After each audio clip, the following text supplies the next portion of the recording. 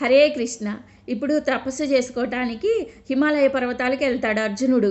ఎక్కడికంటే హిమాలయ పర్వతాల తర్వాత అక్కడ దాటిన తర్వాత గంధమాన పర్వతం ఉంటుంది. అది కూడా దాటిన తర్వాత ఇంద్రకీలాద్రి పర్వతం ఉంటుంది. ఇదే అర్జునుడు అక్కడ చేస్తాడు. ఇంద్రకీలాద్రి పర్వతం అంటే విజయవాడ ఇంద్రకీలాద్రి పర్వతం కాదు.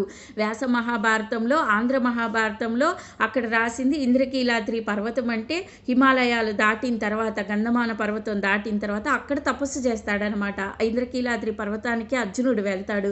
వెళ్ళంగానే అక్కడ ఒక వృద్ధ బ్రాహ్మణుడు వచ్చి, ఎక్కడికి వస్తున్నావు నువ్వు, ఎందుకు వస్తున్నావు, ఇక్కడికి ఎవరు వస్తారో తెలుసా, అంతా అయిపోయి మోక్ష సాధన కోసం ఇక్కడికి వస్తారు, నిన్ను చూస్తేనేమో బాణతూర్యాలు పట్టుకొని గాంధీవం పట్టుకొని వస్తున్నావు, నీలాంటి వాళ్ళు ఇక్కడికి రాకూడదు, వెళ్ళిపో అని అంటాడనమాట. అదేం పట్టించుకోకుండా అర్జునుడు ముందుకెళ్ళిపోతాడు. వెళ్ళంగానే ఇంకా అప్పుడు ఆ బ్రాహ్మణ రూపంలో వచ్చింది ఎవరనుకున్నా, ఇంద్రుడు అనమాట.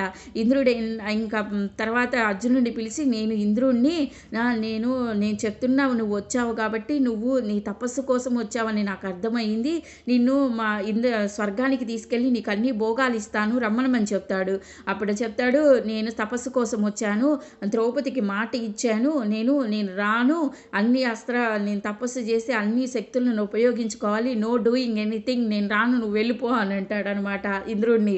బాబు నిన్నెవరు అందరూ స్వర్గానికి తీసుకెళ్ళమని చెప్పరు ఎవరు కూడా, నిన్ను నేను తీసుకెళ్తానని నేను చెప్తున్నాను, స్వర్గానికి డైరెక్ట్గా నేను శరీరంతో తీసుకెళ్తాను అని అంటే నేను రానని చెప్తాడు. చెప్పంగానే ఇంకా ఇంద్రుడు లేదు, చాలా సంతోషించి ఆయన పరీక్షించడానికి వచ్చాడు కదా అర్జునుడిని, విజయం నీ సొంతం అవ్వాలని దీవించి అక్కడి నుంచి వెళ్ళిపోతాడనమాట.